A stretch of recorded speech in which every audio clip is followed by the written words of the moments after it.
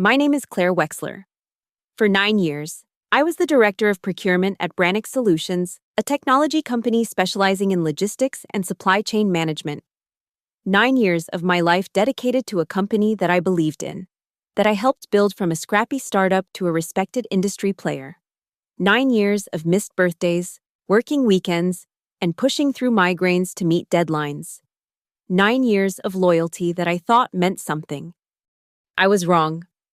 On a rainy Tuesday morning in March, I walked into the office like any other day, coffee in hand, mentally rehearsing my presentation for the quarterly review meeting scheduled that afternoon.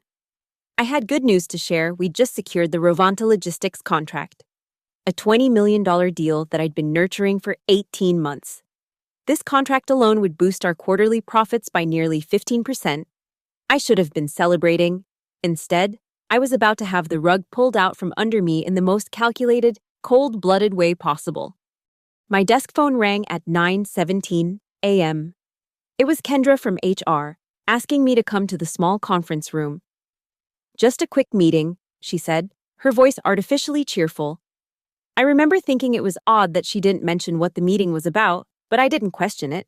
That was my first mistake. When I entered the conference room, Kendra was sitting there with Mark Hollings, my direct supervisor and the company's vice president of operations. Neither of them made eye contact as I sat down.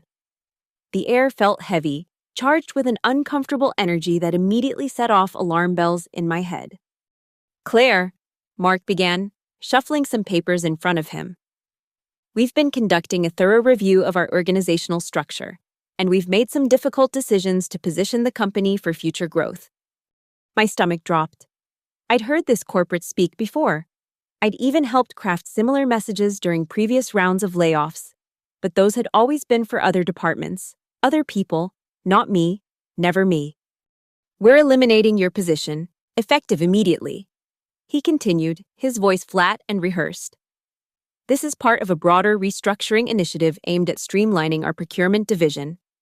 I sat there, stunned into silence, as Mark continued with his clearly memorized speech about new directions and shifting priorities. My mind was racing. Restructuring. We were in the midst of our most profitable quarter ever. The Rovanta deal that I had just closed would push us well beyond our projected targets. None of this made sense. "What about the Rovanta contract?" I asked, interrupting his monologue. "I just finalized it yesterday. It's going to bring in over $20 million. A flicker of discomfort crossed Mark's face before he regained his composure. "Yes, and we appreciate your work on that. But this decision is about the long-term strategic direction of the company, not any single contract." Kendra slid a manila folder across the table toward me. "Here's your severance package. It includes 2 weeks of pay and information about Cobra for your health insurance. We'll need you to clean out your desk today and return your company laptop and badge before you leave."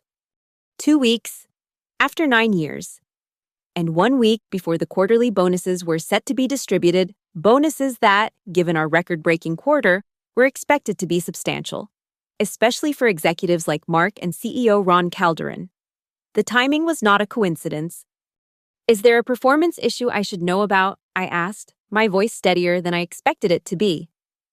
"Not at all," Mark assured me, a little too quickly. "This is purely an organizational decision. Your performance has been satisfactory." Satisfactory. 9 years of exceptional performance reviews, of bringing in major contracts, of working nights and weekends, reduced to satisfactory. I felt a cold anger beginning to form in the pit of my stomach, but I kept my expression neutral. "I see," I said, closing the folder without looking at its contents. "And when was this decision made?" Mark and Kendra exchanged a quick glance. "It's been under consideration for some time," Mark replied vaguely. I nodded slowly, taking in their uncomfortable expressions, the way they couldn't quite meet my eyes. "I understand. Is there anything else?" They seemed surprised by my calm acceptance. They had probably expected tears, maybe even a scene. But that wasn't my style. I'd learned long ago in this male-dominated industry that showing emotion was perceived as weakness. So I kept my face impassive, my voice steady. even as the shock and betrayal churned inside me. An IT representative will meet you at your desk to oversee the return of company property, Kendra added, her tone suggesting this was a generous courtesy rather than a humiliating escort out of the building. I stood up, straightened my blazer, and picked up the manila folder. "Thank you for the opportunity to work here," I said, the words tasting bitter in my mouth. "I wish you both the best." I walked out of that conference room with my head held high, past curious coworkers who quickly averted their eyes, past Elena from data analytics who looked at me with genuine concern, past the corner office where CEO Ron Calderon was laughing on the phone, oblivious to, or more likely, deliberately avoiding the human cost of his decisions. The IT guy, a young man named Derek who had always been friendly to me, looked uncomfortable as he watched me pack my personal items into a cardboard box. "I'm really sorry about this, Claire," he whispered, glancing around to make sure no one heard him. "Not your fault," I assured him, carefully wrapping the framed photo of my son, Ethan, in tissue paper before placing it in the box. The photo was from before his heart condition was diagnosed, showing him grinning widely after winning his first soccer trophy. The image made my throat tighten. Ethan, now 12, was the reason I pushed myself so hard at Brannix. His medical bills were substantial, and as a single mother, I carried the full weight of our financial security on my shoulders. I handed Derek my laptop and badge, signed the necessary forms, and walked out of Brannix Solutions for the last time, carrying a box that somehow contained 9 years of my professional life. The drive home was a blur. I remember sitting in my car in the parking garage for several minutes, hands gripping the steering wheel, trying to process what had just happened. The rain pattered against the windshield, matching the storm brewing inside me. Shock gave way to anger, then to fear. How would I pay Ethan's medical bills? The mortgage. We had some savings, but not enough to provide a substantial cushion while I looked for a new job. By the time I arrived home, the fear had settled into something colder, more calculated. I'm not someone who breaks easily. I'm not someone who gives up. And I'm certainly not someone who lets injustice stand unchallenged. Our house was empty when I arrived. Ethan was at school and wouldn't be home for several hours. I set the box down on the kitchen counter and made myself a cup of strong coffee, my mind racing through options, contingencies, next steps. As I waited for the coffee to brew, I flipped through the severance folder. It was as insulting as I'd expected 2 weeks' pay. A form letter thanking me for my service, information about continuing health insurance at my own expense. There was also a non-disclosure agreement, carefully worded to prevent me from disparaging the company or disclosing the terms of my separation. They wanted me to sign it and return it within 48 hours. I set it aside without signing. I wasn't ready to give them anything yet. I carried my coffee to my home office, a small room off the living room that I'd converted when I first started working at Brannix. The walls were lined with books on supply chain management, corporate strategy, and negotiation tactics. On one shelf sat a row of binders containing important personal documents, tax returns, insurance policies, and my employment contracts. My original employment contract with Brannix. The thought struck me suddenly. When was the last time I'd actually looked at it? The company had gone through several restructurings over the years, and employees were periodically asked to sign updated agreements, but the original terms remained in effect unless explicitly superseded. I pulled the binder labeled Employment from the shelf and flipped through it until I found the contract I'd signed 9 years ago. It was thicker than I remembered, nearly 30 pages of legal language that I had reviewed carefully back then but hadn't looked at in years. I began scanning through it, not sure what I was looking for, but driven by a nagging feeling that there might be something useful here. Most of it was standard confidentiality clauses, intellectual property provisions, at-will employment disclaimers. But then, on page 9, in section 9.4b, I found something that made my heart skip a beat.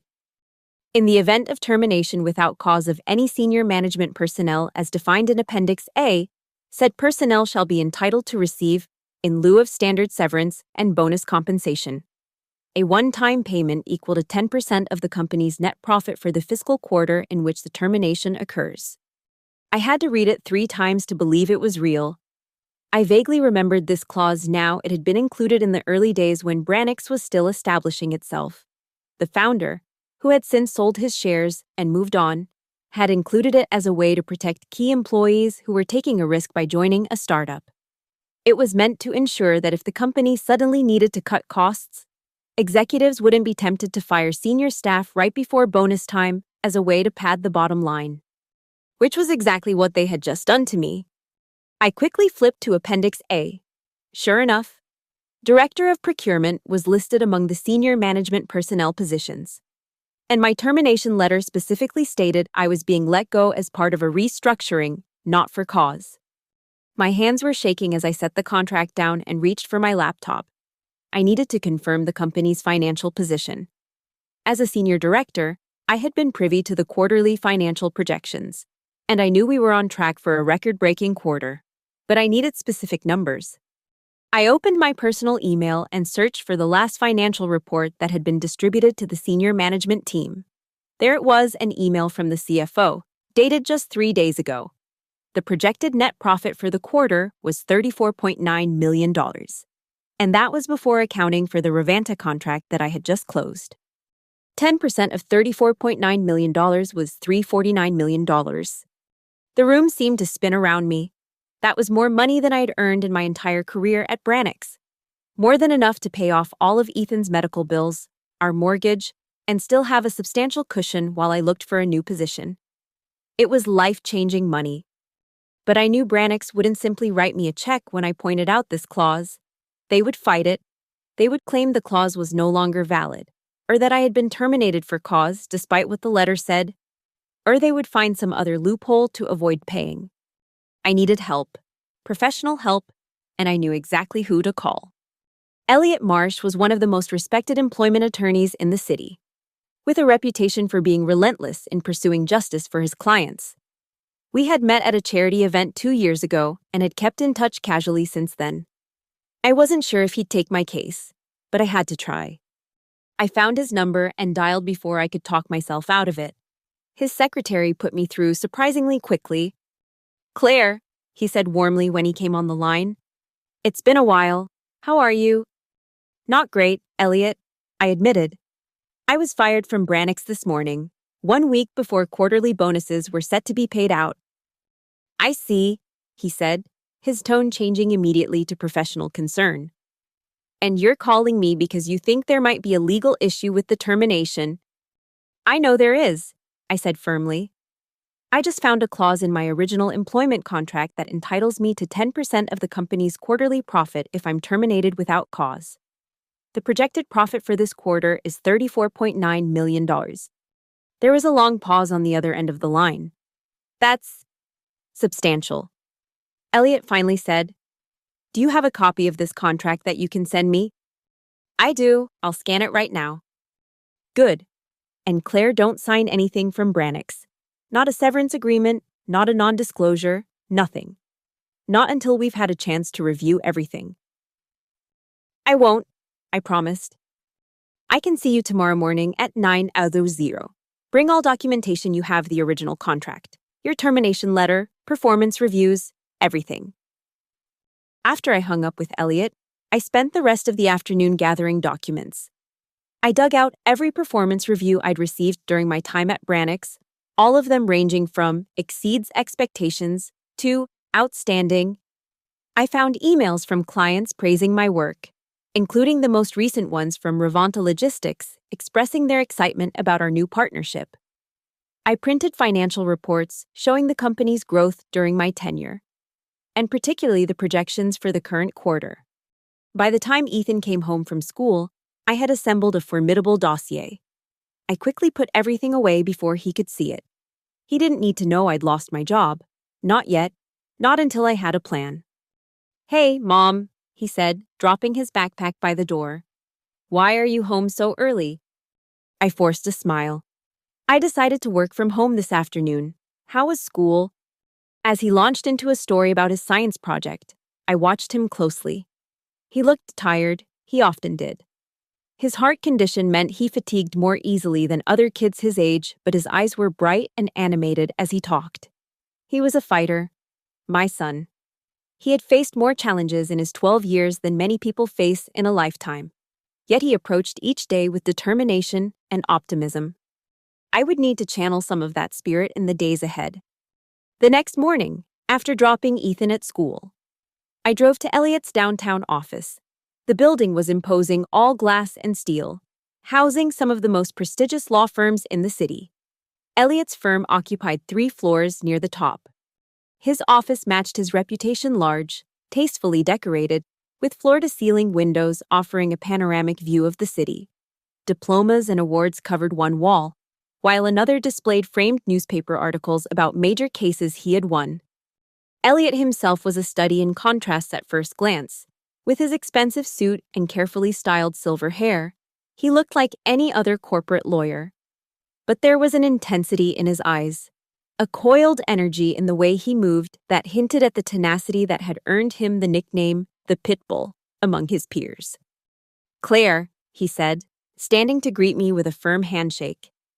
"Thank you for coming in. I've reviewed the documents you sent over last night." I set my briefcase on the chair beside me. And I think you have a very interesting case."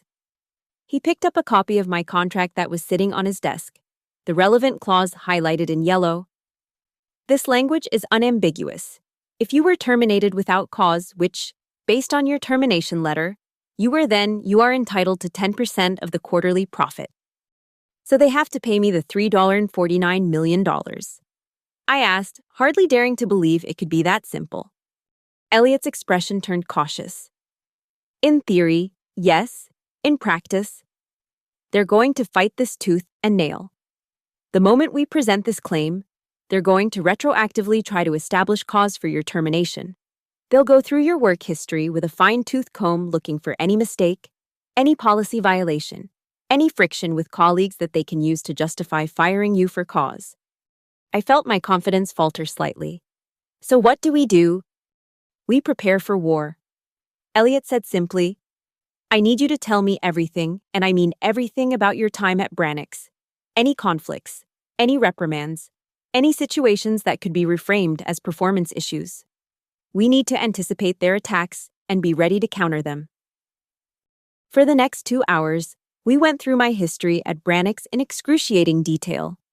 I told him about the occasional tensions with Mark Hollings, who had come on board 3 years ago and had always seemed slightly threatened by my close relationship with our major clients. I mentioned the disagreement I'd had with the CFO last year over procurement budgets. I even brought up the time I'd challenged CEO Ron Calderon's decision to cut corners on quality with a major client, a confrontation that had ultimately proven me right when the client expressed concerns about the same issue. Through it all, Elliot took meticulous notes, occasionally asking clarifying questions or having me elaborate on certain points. "Based on what you've told me," he said finally, "I don't see anything that rises to the level of fireable offense. Your performance reviews consistently rate you as exceptional. You've brought in major contracts. You've been a loyal employee for 9 years. If they try to claim they fired you for cause, they'll have a hard time making it stick." I felt a surge of relief, but Elliot held up a cautioning hand. "However, that doesn't mean they won't try. In fact, I guarantee they will. They're not going to willingly hand over $349 million. So here's what we're going to do. I'll draft a formal demand letter citing the contract clause and requesting payment. We'll give them 5 business days to respond. In the meantime, I want you to reach out discreetly to any allies you might have at Brannix who could provide supporting evidence if needed." I thought immediately of Elena from data analytics. We had worked closely on several projects over the years and had developed a friendship that extended beyond professional courtesy. She had looked genuinely distressed when she saw me being escorted out. "I might know someone," I said. Elliot nodded. "Good. Be careful how you approach them. Though, we don't want Brannix to know we're building a case until we're ready to present it." As I left Elliot's office, I felt a curious mixture of apprehension and exhilaration. I was stepping into a battle I had never expected to fight, against people I had once trusted with my career. But underneath the anxiety was a steely determination. They had tried to discard me like I was nothing. They were about to discover just how costly that mistake would be. 3 days passed with no word from Brannix. I spent the time updating my resume, reaching out to industry contacts about potential opportunities, and trying to maintain a sense of normalcy for Ethan's sake. I still hadn't told him about losing my job. I was waiting to see how the situation with Brannix played out before disrupting his sense of security. On the fourth day, as I was reviewing job listings, the mail arrived. Among the usual bills and advertisements was a formal-looking envelope with Brannix's logo in the corner. My heart raced as I tore it open. Inside was a letter on company letterhead, signed by Patricia Winters, the company's general counsel. The language was coldly professional, but the message was clear. The company was retroactively reclassifying my termination as one with cause. The letter cited recently discovered evidence of unprofessional conduct, failure to collaborate effectively with team members, and actions detrimental to team cohesion. It went on to reference several incidents that had supposedly been documented in my personnel file, including multiple instances of insubordination and deliberate undermining of management directives. It was all fiction, pure, fabricated fiction. I immediately scanned the letter and emailed it to Elliot, then called him. "They're doing exactly what you predicted," I said when he picked up. "They're claiming they fired me for cause." "I just read the letter," Elliot replied, his voice tight with controlled anger. "This is a textbook example of retroactive justification. These alleged incidents, have you ever heard of any of them before today?" "Never," I said firmly. "There's nothing in my personnel file that remotely resembles these claims. My last performance review was 3 months ago, and it was stellar." "That's what I thought. Claire, they're panicking. They've realized the potential liability they're facing, and they're scrambling to create a narrative that protects them. This letter actually helps us. It shows they're acting in bad faith." "So what's our next move?" "We proceed with the demand letter as planned. But now we also request copies of all documents related to these alleged incidents. They won't be able to produce them because they don't exist, or if they do produce something, it will be fabricated after the fact, which we can likely prove." After I hung up with Elliot, I sat at my kitchen table, staring at the letter from Brannix. The accusations stung, even though I knew they were false. These people had been my colleagues, some of them my friends. Now they were willing to destroy my professional reputation to avoid honoring a contractual obligation. The anger that had been simmering inside me since my termination flared into something hotter, more potent. This was no longer just about the money. Although that remained important, this was about justice, about holding powerful people accountable for their actions, about standing up for myself when others tried to trample me. I picked up my phone and texted Elena. "Can we meet for coffee somewhere away from the office? It's important." Her response came quickly. "Of course, Joey's Cafe at 7:00 tonight. Is everything okay?"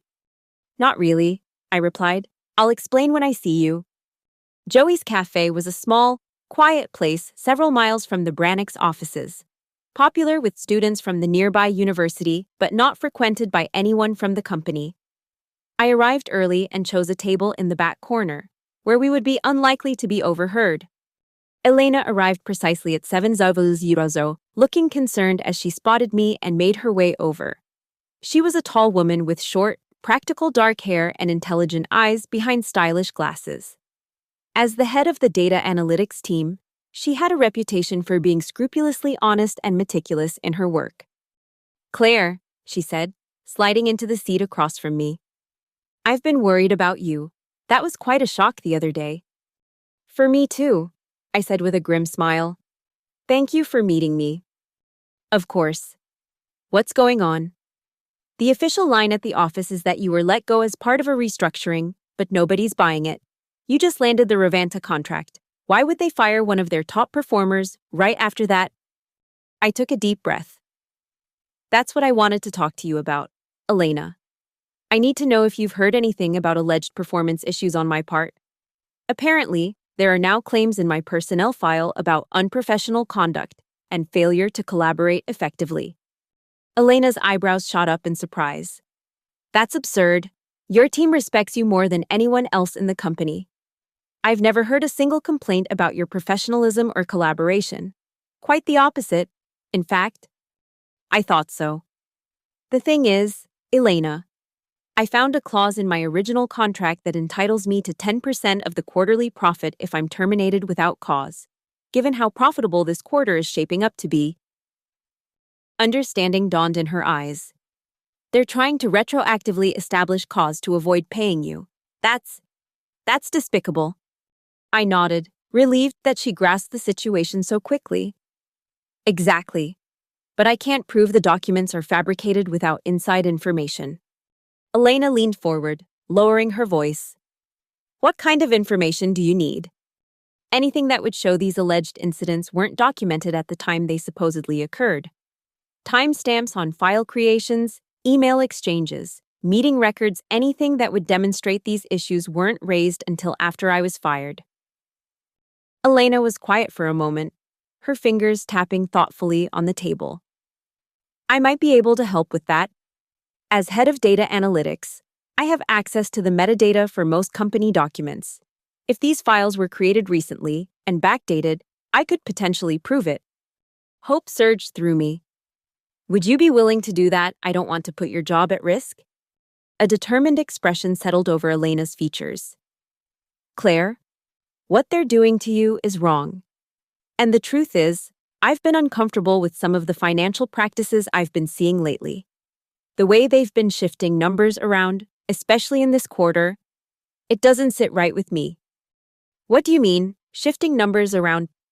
Elena glanced around the cafe, then leaned in closer. I shouldn't be telling you this, but there have been some unusual accounting maneuvers this quarter. Revenue being recognized earlier than it should be. Expenses being deferred to later quarters. It's all technically legal, but ethically questionable, and it all seems designed to inflate this quarter's profits. The implication was clear: executives like Mark and Ron stood to gain significantly from inflated quarterly profits, as their bonuses were tied to those numbers, and they had eliminated my position right before bonus time, likely to distribute my share among themselves. Do you have documentation of these accounting irregularities? I asked, trying to keep the excitement out of my voice. Some, Elena admitted. Not enough to prove fraud, but enough to raise serious questions about financial reporting practices. Combined with the suspicious timing of your termination and these suddenly appearing performance issues, it would paint a very unflattering picture of Brannix's senior management. I finished for her. Elena nodded. Exactly. Listen. Give me a few days to gather what I can. I'll be careful I know how to access files without leaving obvious traces. But Claire, you need to understand that if this escalates, there will be no going back. Ron and Mark won't take this lying down. I understand, I said, reaching across the table to squeeze her hand gratefully. And I wouldn't ask if I had any other option. They're trying to destroy my professional reputation to avoid paying what they legally owe me. I can't let them get away with that. As we parted ways outside the cafe, Elena gave me a quick, fierce hug. Be careful, Claire, and keep in touch. I'll contact you as soon as I have something. The next 2 days passed in tense anticipation. I jumped every time my phone buzzed, hoping it was Elena with news. Meanwhile, Elliot had sent the formal demand letter to Brannix, along with a request for all documentation related to the alleged performance issues cited in their letter. On the third day after our meeting, Elena texted me, "Check your personal email. Sent you something interesting." I hurried to my laptop and opened my email. There was a message from an anonymous account containing several attachments, but no text in the body. I downloaded the files and opened them one by one. The first was a screenshot of file metadata for a document titled Wexler Performance Concerns.docx, showing it had been created just 1 day after my termination, despite purportedly documenting issues from the past 6 months. The second was an email exchange between Mark Hollings and Patricia Winters from the day of my termination, in which Mark wrote, "Need to establish clear performance issues ASAP. Contract situation potentially problematic." Patricia had responded, "Working on documentation now. Will backdate appropriately." The third file was a partial screenshot of what appeared to be a financial report showing revenue projections for the quarter that were significantly higher than what had been officially reported to the senior management team. Scrawled across the top in electronic red ink were the words, "Adjust before exec distribution." My hands were shaking as I forwarded everything to Elliot with a brief explanation of where I'd gotten the information. His response came within minutes. "Call me immediately." When I reached him, Elliot's voice was taut with excitement. "Claire, this is explosive material. The email exchange alone is clear evidence of fraudulent intent, combined with the metadata showing the performance issues were documented after your termination. We have a solid case for wrongful termination and breach of contract." "What about the financial document?" I asked. Elena mentioned accounting irregularities designed to inflate quarterly profits. "That's potentially even more serious," Elliot said gravely. "If they're manipulating financial reports to inflate executive bonuses, that could cross the line into securities fraud, especially for a publicly traded company like Brannix. But we need to be careful making accusations of financial fraud without rock-solid evidence could backfire." "So what's our next step?" "I think it's time to request a meeting with Brannix leadership Ron Calderon, Patricia Winters, and Mark Hollings at minimum. We'll present what we have and make it clear that we're prepared to take this to court if necessary. Given the evidence we now possess, they may be more inclined to settle than risk a public legal battle."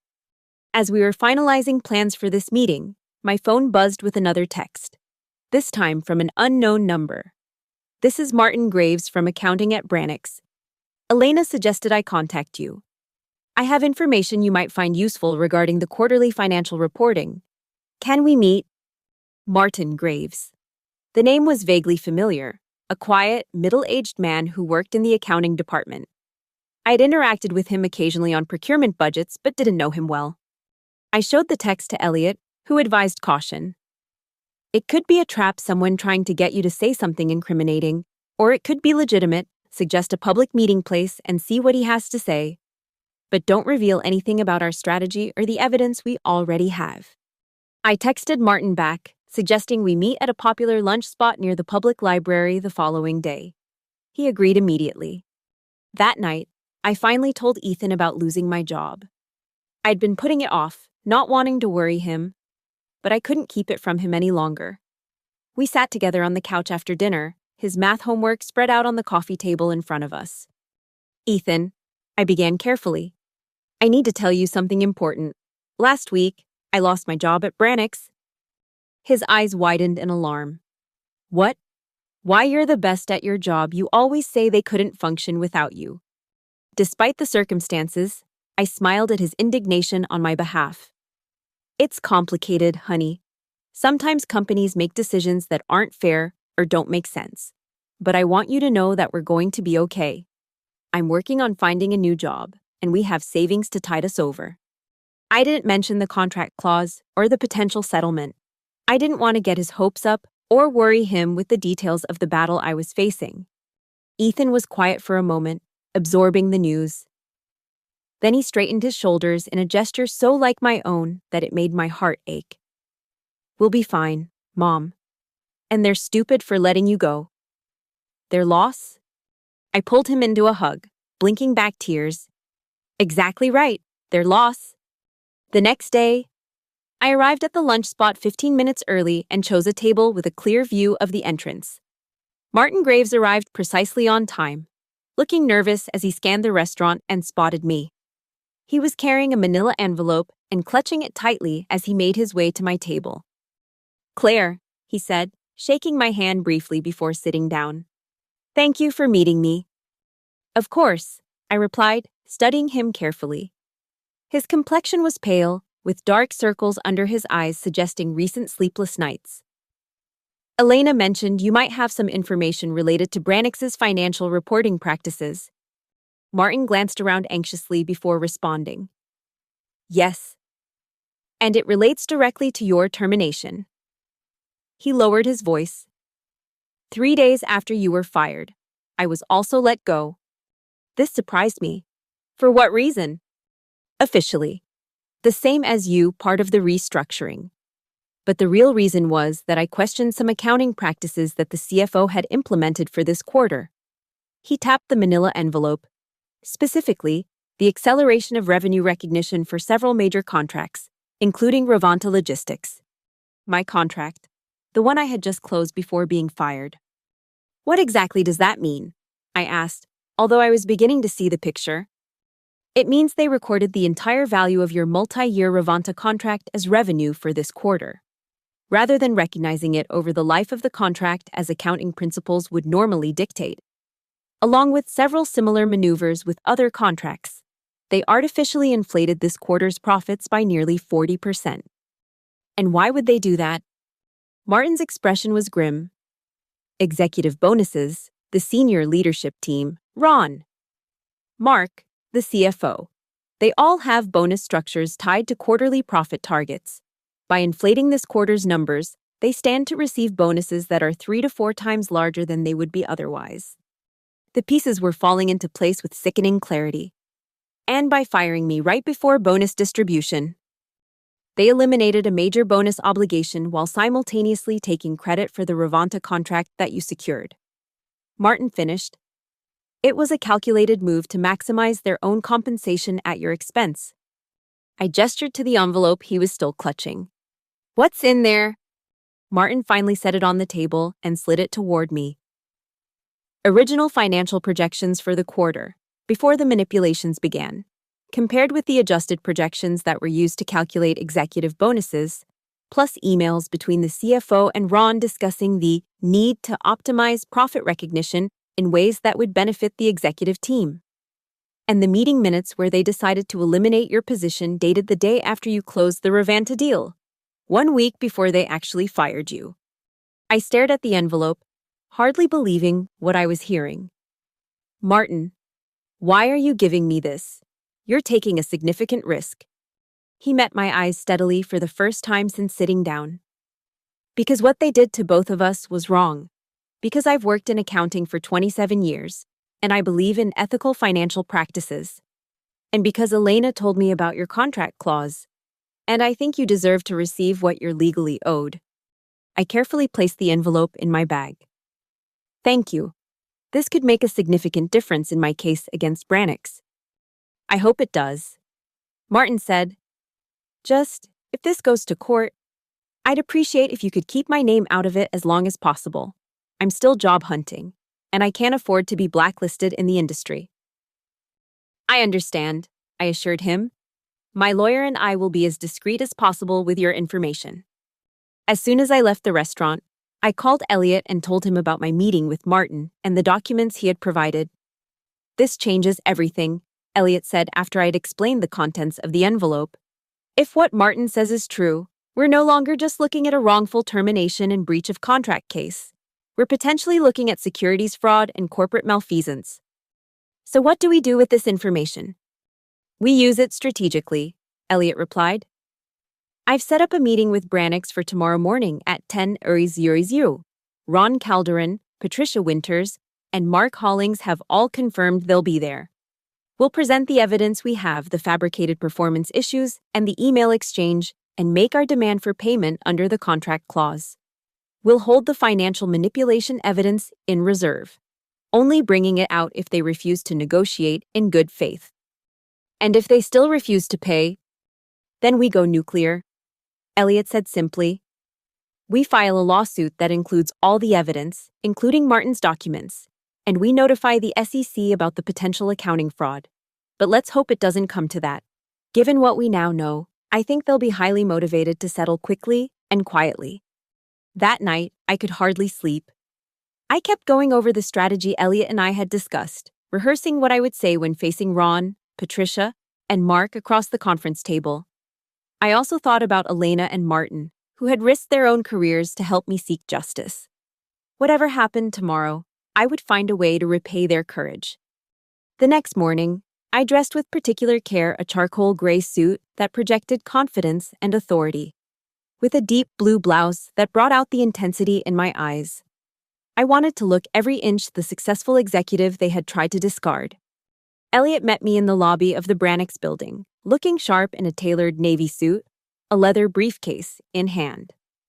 Ready for this? He asked, his eyes gleaming with the anticipation of battle. I nodded, feeling surprisingly calm now that the moment had arrived. More than ready. We were escorted to the main conference room on the executive floor by a receptionist who clearly recognized me but avoided making eye contact.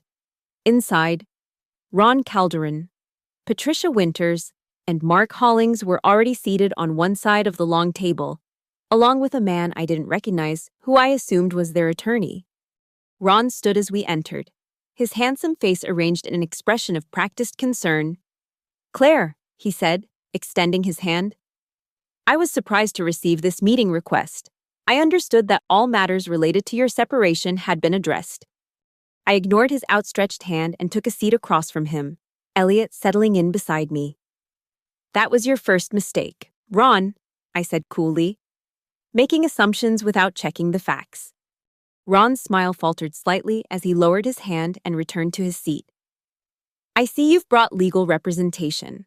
Allow me to introduce Howard Blackwell, our outside counsel." The unfamiliar man nodded curtly but said nothing.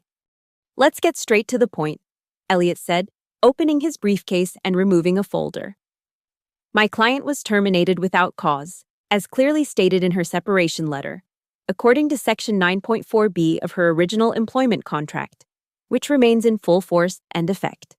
She's entitled to receive 10% of the company's net profit for the current fiscal quarter in lieu of standard severance and bonus compensation." He slid copies of the contract across the table, with the relevant clause highlighted. "Based on the company's own financial projections, that amount comes to approximately $349 million. Patricia Winters, the general counsel, was the first to recover from the visible shock that had settled over the Brannock side of the table. That clause is outdated and has been superseded by subsequent agreements," she said firmly. "Actually, it hasn't," Elliot countered. "We've reviewed all employment agreements signed by Ms. Wexler during her tenure, and none of them specifically nullify or replace this provision. Furthermore, as I'm sure you're aware, Ms. Winters' contract law is clear that in the absence of explicit supersession, original terms remain in effect." Mark Hollings leaned forward, his face flushing with anger. "This is absurd. Claire was terminated for cause, not as part of a restructuring. We have documentation of ongoing performance issues that justified her dismissal." "Ah, yes, those mysterious performance issues that somehow never appeared in any of her exemplary performance reviews," Elliot said with exaggerated curiosity. He removed another document from his folder and slid it across the table. "This is a screenshot of the metadata for the file Wexler Performance Concerns Docs, showing it was created on March 18th, one day after Ms. Wexler's termination, despite supposedly documenting issues from the past 6 months." Mark's face paled, and he glanced quickly at Patricia, who maintained her professional composure despite the clear discomfort in her eyes. Elliot wasn't finished. He produced another document, the email exchange between Mark and Patricia that Elena had provided. "And this is an email exchange between Mr. Hollings and Ms. Winters discussing the need to establish clear performance issues ASAP due to a contract situation and agreeing to backdate appropriately. Would either of you care to explain what that means?" The room fell silent. Ron Calderon's expression had transformed from confident dismissal to barely controlled fury. Howard Blackwell, their attorney, was frantically scribbling notes, his forehead creased with concern. These documents were obtained illegally. Patricia finally said, her voice tight, "They constitute privileged communications and company property accessed without authorization." "That's an interesting legal theory," Elliot replied smoothly. "One you're welcome to present to a judge when we file our lawsuit for wrongful termination, breach of contract, fraud, and defamation, all of which will be matters of public record, accessible to your shareholders, the business press, and your competitors." Ron Calderon slammed his hand on the table. "This is blackmail." "No." "Ron," I said, speaking for the first time since the meeting began. "This is consequences. You fired me 1 week before bonuses to pad your own pockets, after I closed the largest contract in the company's history. You fabricated performance issues to avoid paying what you legally owe me, and now you're facing the results of those choices." Elliot gathered the documents and returned them to his folder. "We're prepared to settle this matter quickly and quietly under the following terms. full payment of the $349 million, due under the contract within 3 business days. A retraction of all false claims regarding Ms. Wexler's performance, and a mutual non-disclosure agreement covering the terms of the settlement. He closed his briefcase with a decisive click. Alternatively, we can proceed with the lawsuit, which will include not only these documents but also substantial evidence of accounting irregularities designed to artificially inflate executive bonuses. Irregularities that might be of great interest to the SEC. That final statement hit like a bomb detonating in the conference room. Ron's face went from red to white in an instant. Mark looked like he might be ill. Even Patricia's professional mask slipped, revealing genuine alarm. Howard Blackwell cleared his throat. I think it would be prudent for us to discuss these allegations privately before responding. Could you give us the room for a few minutes? Elliot nodded. Of course, we'll wait outside. In the hallway, Elliot's confident demeanor remained intact, but he kept his voice low as we conferred. They're rattled. The accounting irregularities caught them completely off guard. I'd say there's an 80% chance they settle on our terms right now. And the other 20%, they panic and dig in, trying to discredit our evidence or intimidate our sources. But that would be a serious miscalculation on their part. After about 15 minutes, the door opened and Howard invited us back in. The atmosphere in the room had changed dramatically. Ron Calderon sat slumped in his chair, his earlier bluster entirely evaporated. Mark Hollings wouldn't meet my eyes at all. Howard spoke for the group. After careful consideration, my clients are prepared to resolve this matter according to the terms you've proposed, with a few minor modifications. Elliot raised an eyebrow. What modifications? The payment will be processed within 5 business days rather than 3. The non-disclosure agreement will be mutual, but will also include specific provisions prohibiting Ms. Wexler from disparaging Brannix or its executives in any forum. And we request a separate confidentiality agreement covering any information Ms. Wexler may have regarding the company's financial reporting practices. Elliot glanced at me, and I gave a subtle nod. We had discussed acceptable compromises beforehand. The 5-day payment timeline is acceptable. Elliot replied. The mutual non-disparagement is also acceptable. However, regarding the financial reporting practices, Ms. Wexler cannot agree to conceal potentially illegal activities. The most we can offer is that she will not proactively disclose such information unless required to do so by law or regulatory authorities. Howard conferred briefly with Ron and Patricia, then nodded. That's acceptable. We'll have the agreements drawn up by the end of the day for your review. As we prepared to leave, Ron suddenly spoke up, his voice lacking its usual confident boom. Claire, could I have a word with you privately before you go? I was surprised by the request, but curious about what he might say. I looked to Elliot, who shrugged slightly. 5 minutes, I agreed. Elliot will wait for me in the lobby. After everyone else had filed out of the room, Ron and I were left alone, sitting across from each other at the conference table where we had once discussed company strategy and growth plans as colleagues. Claire, he began, then paused, seeming to struggle with his words. I want you to know that this wasn't personal. It was a business decision. I stared at him incredulously. A business decision to fire me without cause, fabricate performance issues, and try to deny me compensation I was legally entitled to. That feels pretty personal. Ron. He had the grace to look ashamed. The performance issues, that was Mark's idea. He convinced Patricia it was the safest way to handle the situation after we realized the implications of your contract clause. I should have put a stop to it. Yes, you should have. I agreed coldly. Just like you should have put a stop to the accounting manipulations designed to inflate executive bonuses. Ron's eyes widened slightly. You know about that too. I know a lot of things. Ron, more than you gave me credit for. That was your second mistake. He nodded slowly. For what it's worth, I regret how this was handled. You were a valuable member of the team. The Ravanta contract alone. Don't, I interrupted sharply. Don't pretend this is about recognizing my value now. You had 9 years to do that. Instead, you saw me as expendable when it benefited you financially. Ron was silent for a moment, then asked, "What will you do now?" I stood up, straightening my jacket. "I'll take my $349 million and build a new life, one where my contributions are valued and my loyalty is rewarded. As for you, I suggest you take a hard look at the culture you've created here at Brannix, because I may be the first person to hold you accountable, but I doubt I'll be the last."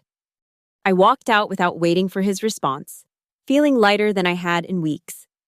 In the lobby, Elliot was waiting with a satisfied smile. "Well," he asked as we stepped into the elevator. "It's over," I said simply. "They've admitted defeat."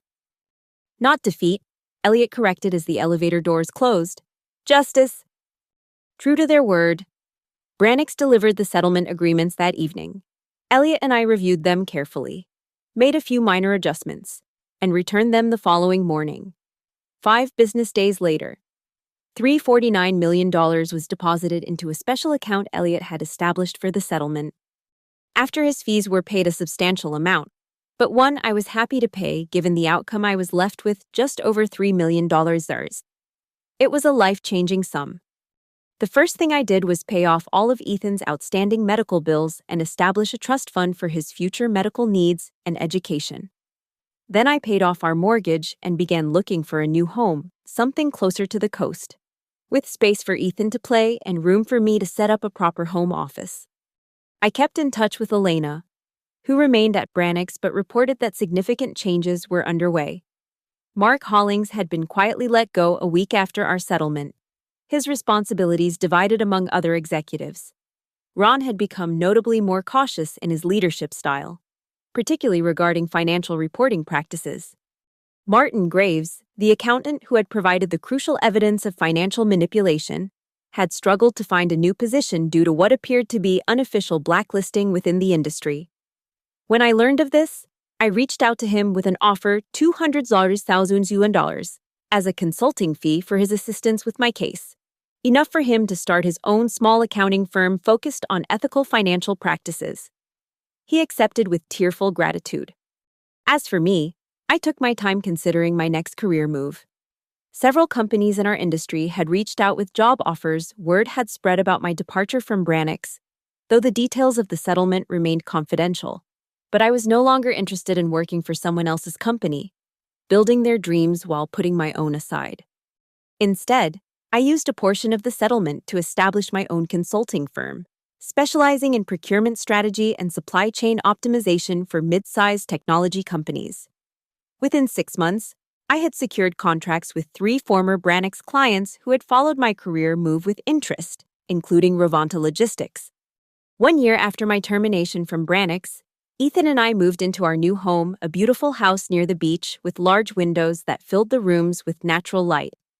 Ethan's health had improved significantly thanks to treatments at a specialized cardiac center that would have been beyond our means before the settlement. On the anniversary of my firing, I allowed myself one small act of closure. On an anonymous professional review site, I posted a carefully worded review of Brannix's senior leadership, a company whose stated values do not align with their actions toward loyal employees. Always read the fine print of any agreement carefully. Your future may depend on it. It wasn't about revenge. It was a warning to others, a small beacon of truth in a corporate world that too often prioritizes profit over people. As I sat on the deck of our new home that evening, watching Ethan playing on the beach below, I reflected on the journey of the past year. The betrayal had been painful, the battle challenging, but the outcome had transformed our lives in ways I could never have anticipated. They had fired me to pad their executive bonuses, thinking I would quietly accept whatever crumbs they offered. Instead, I had held them accountable, demanding the compensation I was legally entitled to and refusing to be silenced by their threats. They should have read the fine print. I did, and it made all the difference.